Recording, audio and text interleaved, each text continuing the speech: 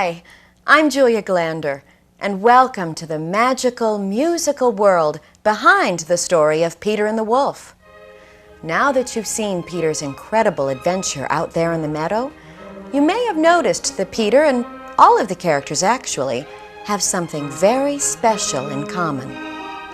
You see, each of them, Peter, the duck, the cat, the bird, the wolf, the hunters, and even grandfather, were accompanied by a musical theme, played by a specific instrument or group of instruments. What's a theme? Well, a theme is a melody, a group of notes. When you hum the first few notes of your favorite song, that's a theme.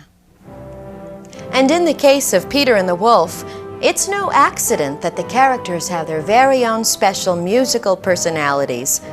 That's why Peter and the Wolf was written in the first place. The famous Russian composer Sergei Prokofiev wanted to find a way to introduce the instruments of the symphony orchestra to children, just like you. And he decided the very best way to do this would be to invent a wonderful, adventurous story where the characters were portrayed by musical instruments instead of actors. And so, in 1936, Peter and the Wolf was first performed in Russia. And ever since, it has been loved by children and adults all over the world. Now, where would we go to find these adventuresome musical instruments who bring Prokofiev's characters and music to life? Back to the meadow? I don't think so. But how about the stage of the concert hall, where the symphony orchestra makes its home? A symphony orchestra is organized on the stage in almost the same way all over the world. So whether you're in America or Russia or China, you'll almost always find the string section, the violins, violas, cellos, and basses grouped down in front. The woodwinds, the flutes, clarinets, oboes, and bassoons, are in the middle. Toward the back, you'll find the brass players, the French horns, trumpets, and trombones. And all the way in the rear, the percussion instruments, booming drums, cymbals, and the majestic timpani or kettle drums. Out of this extraordinary family of musical instruments, Prokofiev carefully selected his cast of players. And just like the director of a film or a play, he chose musical actors who could best portray the emotions and personalities of the characters he had created.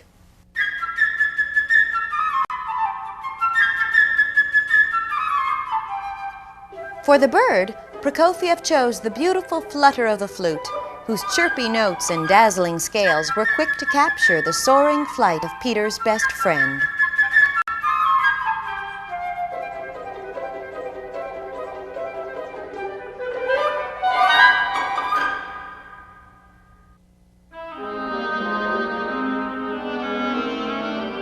Next, we meet the duck.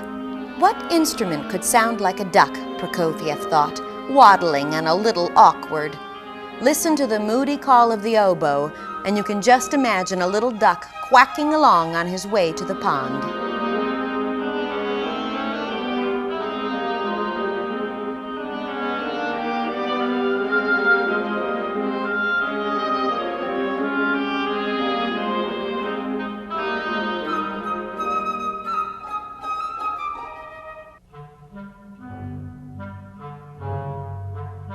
The cat was not so obvious.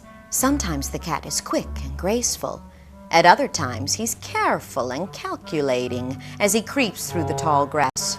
Prokofiev decided to have the part of the cat be voiced by the reedy tones of the clarinet.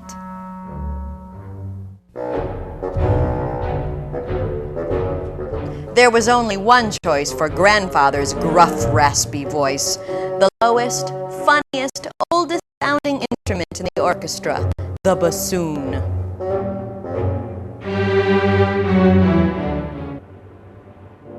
But what about the wolf? Well, the wolf is so big and terrifying that Prokofiev decided that one instrument was just not enough. So he gave our villain his deep and threatening voice, not with one, nor even with two, but with 3 French horns.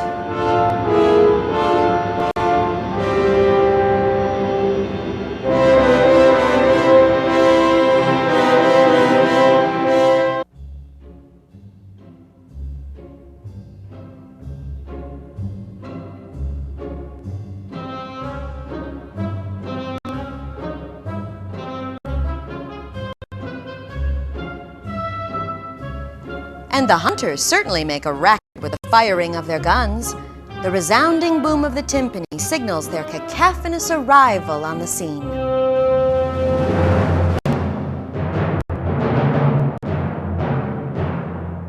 Well, that's everybody. Whoops, almost everybody. Who's left? Of course, it's our hero, Peter.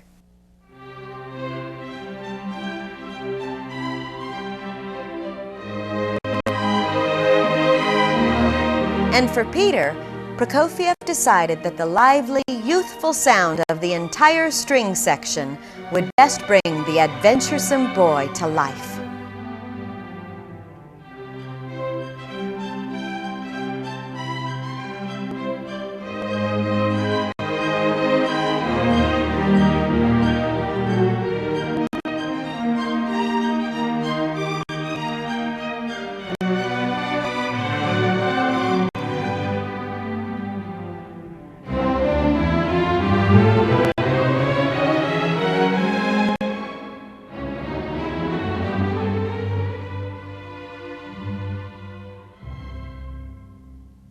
Of course, it wasn't just enough to pick an instrument and write a theme. Now Prokofiev was ready to tell his story, and to do so, his musical actors, the instruments of the orchestra, wove their melodies together to form a beautiful symphonic tale. Of course, Prokofiev didn't just settle for letting his actors simply talk to themselves. Instead, thanks to his beautiful music, they actually had conversations with each other, as one theme and instrument would intertwine with another. What, you don't believe me? Just listen to Peter and the bird.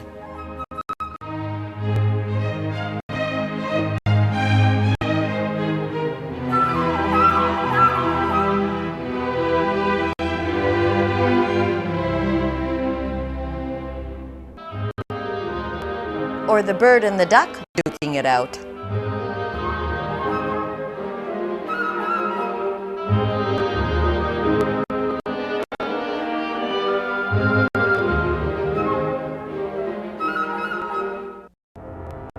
Or how about 3 themes?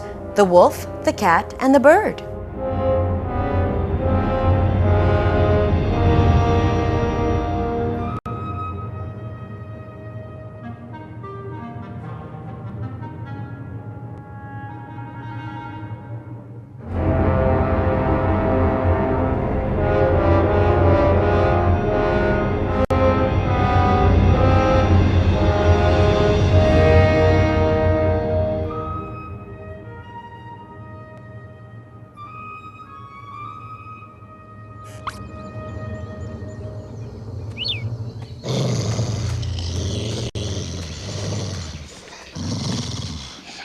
Well, I'm sure you're starting to get the picture. And as the old saying goes, a picture is worth 1,000 words.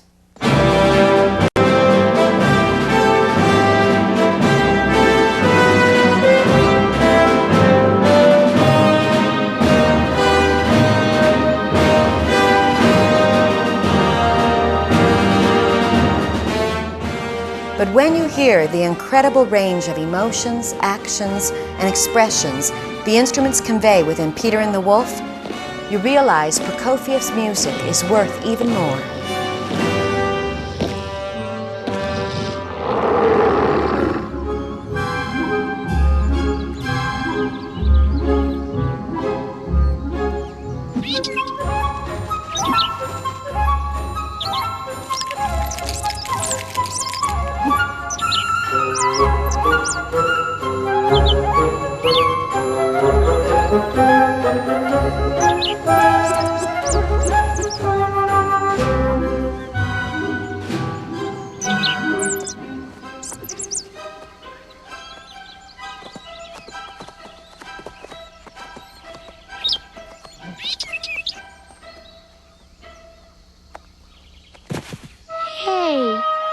doing over there?